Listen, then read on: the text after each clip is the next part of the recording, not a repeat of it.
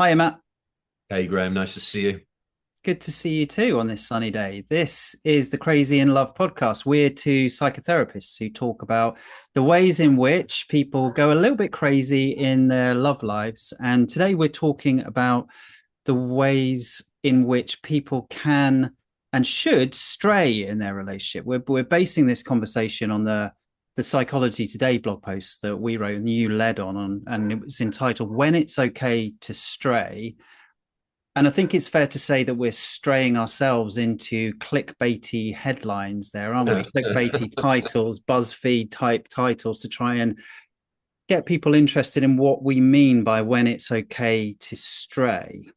Yeah, I'd like to blame the editors of Psychology Today. You can't do that. You can't Certainly, do we that. selected that title. Let's start with the high level stuff. When is it okay to stray in a relationship, and why did you even want to write this article? I guess.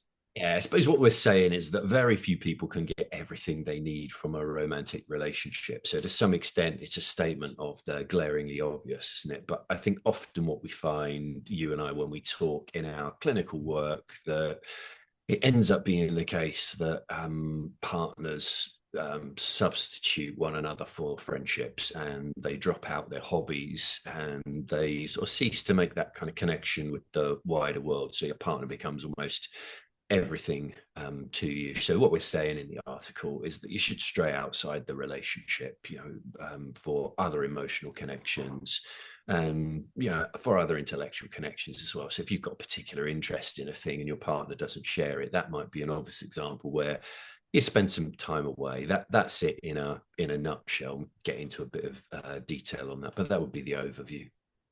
So it's important to kind of maybe tackle the elephant in the room straight ahead. You're not straight away. You're not talking about straying sexually, straying physically, because that's what the title kind of hints at, isn't it? And maybe the clickbaity element of it is: are we giving people permission to stray outside of monogamous relationships? And we're not saying that. Let's be clear. We're not, are we? No. I mean, I think that call needs to be made in every relationship, doesn't it? How you organize it is, I mean, it's of very little interest to me if it works for you, if it genuinely and sincerely works for you, and you can road test it under a bunch of circumstances. I mean, do what you like if it works for both partners. I honestly don't see that kind of relationship working. I was going to say very often. I don't think I've ever honestly seen that sort of relationship truly working, apart from when there's a deceit Yeah. involved, or Yeah. it works for a short time, or it tends to work better for one person than the other. But no, what we're talking about really is that relationships carry heavy expectations. We want our partner to be our best friend and our confidant, and we want to co-parent together, and they're our caregiver and they're our lover. And it's a lot to ask of one person. So look outside for some of those other things, really. Let's focus on that part of the jigsaw puzzle first off, then, in terms of the overly inflated expectations we have on our romantic partners. You'll deal with couples like I do, where one party's coming to a couples therapy and saying, I'm not getting enough from the relationship. And it's quite a harsh message to receive back, isn't it? Well, Yeah. maybe the relationship isn't the issue. Maybe you need to sort your own life out or think about other ways you could get your needs met. How would you help someone, or how would you encourage someone to think about where the balance lies, the appropriate balance? Like, what should you look for in a relationship, and when is it okay to stray outside of the relationship? I mean, I think potentially, like, I think what you say is interesting. I think the counter to that is that it's actually quite freeing to know that you don't have to find it all in your relationship. That the relationship maybe isn't failing. You're just asking it to do too much. And just one step back, I think, would be to say that our culture and times have elevated romantic relationships to something like the status of religion. We're placing on them the burden of delivering to us happiness and purpose and well-being, and all of that is too much. So some of what I say in my work with couples, in more direct response to your question, is you are putting too much on this. There are other things in life to enjoy and to make use of. So it's not about downgrading the relationship or in any way being disloyal or even acknowledging a fault or a problem. It's just, I think it's very ordinary that your interests will be served by being in relationship to a bunch of people, not just one person. I think it was ever thus, wasn't it? We had a tribe, we had a village, and now we're much more nuclear, much more atomized, much more separated. And I think that's not such a healthy thing. Yeah, I'm not sure including your yeah, question. yeah, including in things like What did you ask me? I, I I wanted us to help the listener identify what it's realistic to expect in a relationship, and maybe when we're advising them to say maybe that's a bit too much, because obviously you do want to get some of your emotional and physical needs met in a relationship, otherwise it's pointless. So Sure. where that line is between what's reasonable and unreasonable to expect through one person, I think it's really hard to work out. So it's kind of easy for us to say, don't put too much of your eggs in one basket, but you've got to put some of your eggs in that basket. Yeah, yeah, definitely. I agree. I mean, this is about maintaining relationships, isn't it? It's about ensuring that they endure. So it's not about downgrading them in any way. It's just I think it's saying that your friends, your colleagues can provide an awful lot as well. So to give a sort of practical example, which I guess is what you're asking for a little bit, if you're, what do we say in the article? Something like if you're into whiskey tasting and, you know, your partner would rather go to the spa, you could join those things up, right? You know, or you could just pursue them separately. You know, if one of you really enjoys watching televised sports or live sports and the other is passionate about art and anime, I think we say in the article, then you know, pushing those things together and forcing a shared interest could either lead to you being bored out of your mind or just a bit resentful that you're being dragged around doing things that you don't like and having some of your usually quite precious free time wasted. So, you know, practical thought is just find someone at work who likes that stuff, you know, reconnect with a friend, watch the game with mates, go to the gallery with with a friend or someone at work who's interested in that kind of thing. And it's also quite freeing, I think, potentially for the other person. It's not that your partner doesn't want to share those things with you. It's just like it is more profitably shared with somebody else sometimes, and you get some time back, right? So you get to do your thing, you get the place to yourself if you're living together, or you get time to connect with your family and friends on your own. Good. Well, this segues neatly into the next area of the blog post that you focused on around challenging the idea of addition. So one thing there you were talking about is the couples that think that they can combine their interests together and share their interests. Another recommendation from couples therapists, for example, often to couples the likes of whom we're talking about today, is they should develop a new shared interest. They should do something new together, Yeah, new date nights. Well, I yeah, think the example you used in the blog post was tennis lessons. It brings me out in hives to think of starting tennis lessons with my wife. Can't think of yeah. anything worse, but that's beside the point. The point is, we're Salsa often dancing told is to add rather than subtract. And your challenge back to those couples is maybe subtraction is better than you think. yeah. So this idea sort of comes from a recent book, which I can't remember the title of, obviously, but it's called Subtract, probably because they're all called that, aren't they? Yeah, one word. One Yeah. word An titles. Yeah, action word, so an action yeah, oriented verb. exactly. So it's sort of this idea that if you do a survey of people and ask them to improve a recipe or something, most people will add something to it.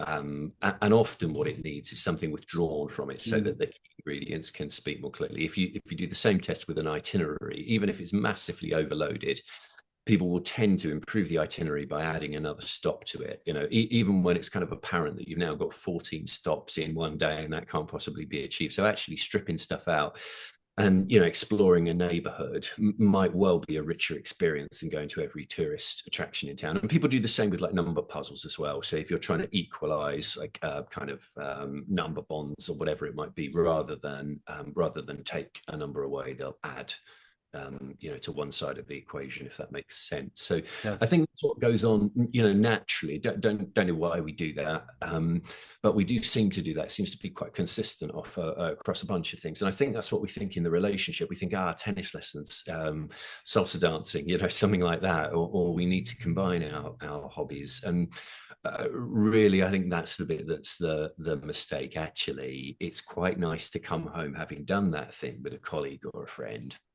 allowed your partner a bit of space.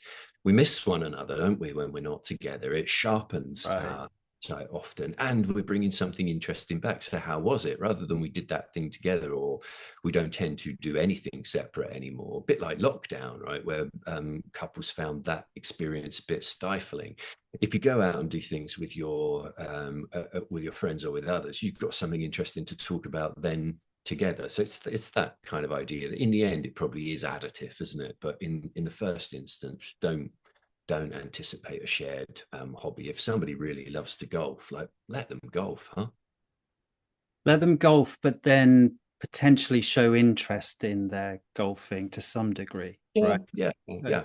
The I guess the danger of what you're advocating there is the atomization, but within the relationship, the loneliness, but within the relationship. That Right. Yeah. there's got to be some things that you're connecting over, that you're showing interest in, even if you don't show interest to the nth degree. You're interested Yeah. in why and what they get from that experience potentially.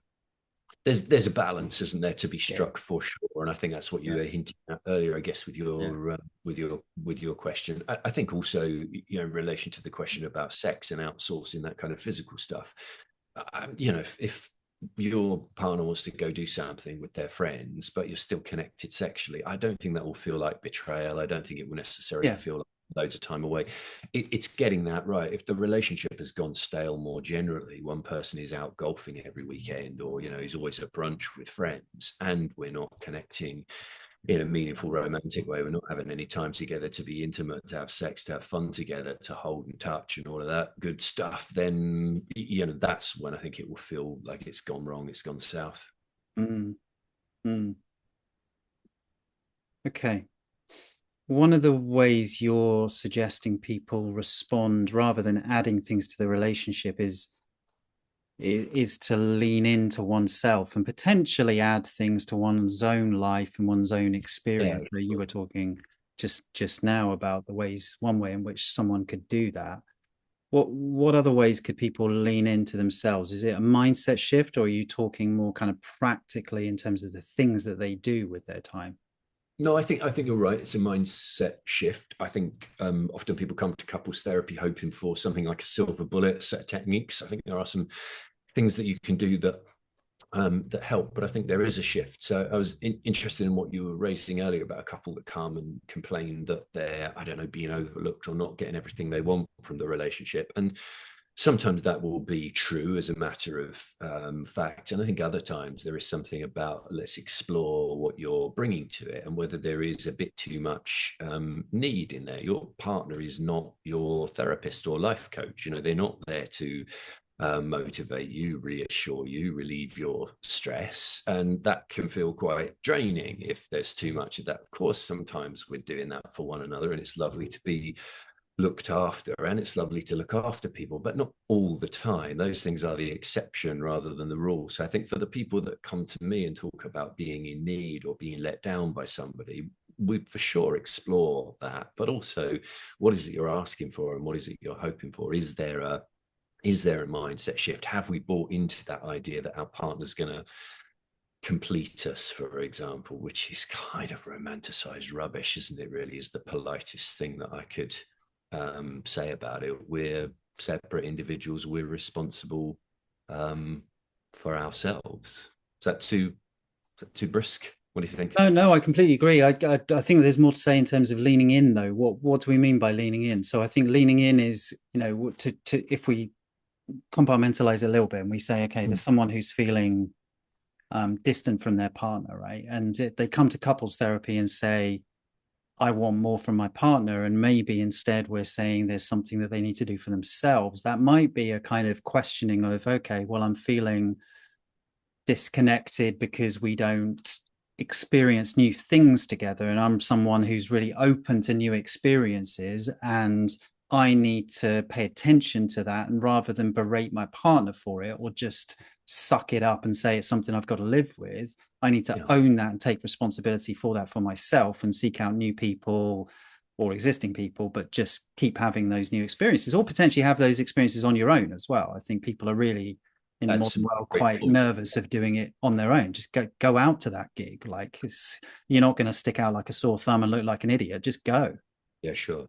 Yeah. I mean, I think what you're talking about there is a more balanced or well-rounded set of advice, and I suppose really all I was trying to focus in on in terms of this article and our conversation is the other side of it. So I think you absolutely do need to get something from the relationship. You do need to be tended and looked after sometimes, don't you? Need to feel like there's a shared support system. I think all of that stuff needs checking on. If somebody is always away, always golfing, always working, never sharing the load around the house, those kind of things, that they would be important things to explore. I suppose this was just a slightly less obvious, more kind of counterintuitive take, which is there may well be some things that it would be fun and enjoyable to do on your own. Go for those work drinks, reconnect with old friends, make an effort with current friends, those kind of things that often lead to a kind of richness in life and then serve the relationship because you're more fulfilled. I think what we say quite often is your job in the relationship is to be a pleasure to live with, and you can't really do that if you're just bumming around the house and you don't have ambitions and you're not keeping yourself healthy. And if you're interested in sports or culture or whatever else, you've given that up, you've put that to one side, you're blaming your partner, they don't want to go, or I don't know, childcare gets in the way or whatever. There's something about taking responsibility, I guess, for that stuff yourself and sharing some of it. Now, I guess you and I would say we've got things that we do with our friends rather than our partner, but it probably doesn't mean our partner would never come. It probably doesn't mean, I don't know. I was just thinking about football, and I don't know what Helen's take on that is really, but I'd imagine there's a game or two, she'd sit down and enjoy. And my assumption is she doesn't love that anywhere near as much as you do. She certainly doesn't get as angry when Norwich lose. Yeah, that's for sure. Yeah. Yeah, So but I think spot on. Yeah. really But those things. but I think we're just developing that idea. It is important to me that there's some interest shown, right? I get back from the match and it's not just that I've just been doing something in the garden. Like I've come back from something that's important to me. She shows vague interest for 30 seconds, then goes on with her day. Whereas for me, whether they've won or lost is important. It's just that Sure. that connection, that brief connection does actually matter.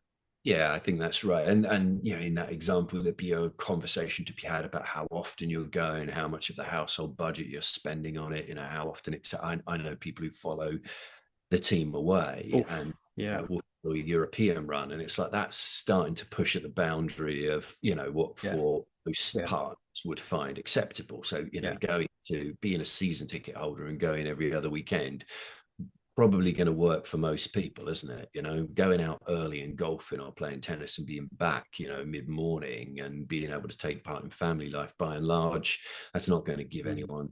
But if you're doing that, right in the middle of the day, blowing a hole in, half of the weekend time available to your partner or, family time or whatever, there's a conversation to be had there for sure, isn't it? yeah. I agree. One final area where you're directing people to potentially stray is in finding new communities almost Yeah. that we often, as we get a bit older into middle age and we're in married or romantic relationships, we tend to think that finding new friends is particularly quite hard. And I think it is. But that often stops us from taking a step to find new communities of interest. So it might be going to the football and just having people that you do that with that are not close friends, but they're people who are in your life and you're part of something shared. Yeah. I think that's an area where I think particularly people of a certain age and particularly men of a certain age just don't put themselves out there in quite that same way. So, and then they hold on to their interests in quite an isolated way and resent their partner for not showing interest and from holding them back for it. And we're in the blog post encouraging them to seek out those new communities. Yeah. I was just going to add to that. I think it's a really great point. Just going to add to that by saying I think I can often feel resentful as well. One person, if the other person's life feels richer and fuller, and sometimes their complaint is not so much that a relationship isn't giving me what I want, it's the life isn't giving me what I want, but they don't quite know how to say that. And because that falls more squarely, back to you as a responsibility. Well, okay, what are you going to do about that? That's it's sometimes easier to complain about what your partner's doing or not doing for you rather than say my life feels a bit hollowed out, a bit less full than it used to. And I do think it's a bit stereotypical, isn't it? But I think it does.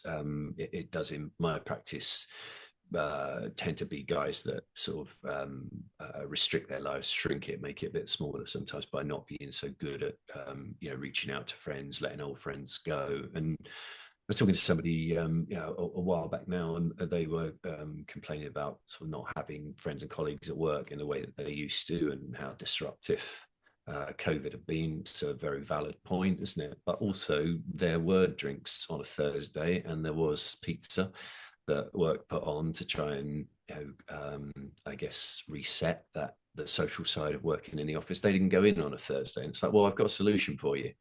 Go in on a Thursday, right? Yeah. There's something about just those very practical steps. If you are constantly skipping the work drinks, or not catching up with old friends, or not taking up an offer to go along and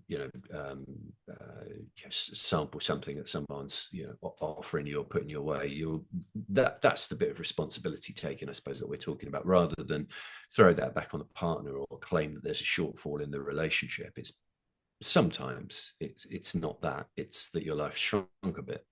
Yeah, and a lot of the lens through which we're looking at relationships in this conversation is when they're at crisis point or when they're in real difficulties. But I think most, if not all, of what we're talking about is really healthy for anyone even in a thriving relationship, right?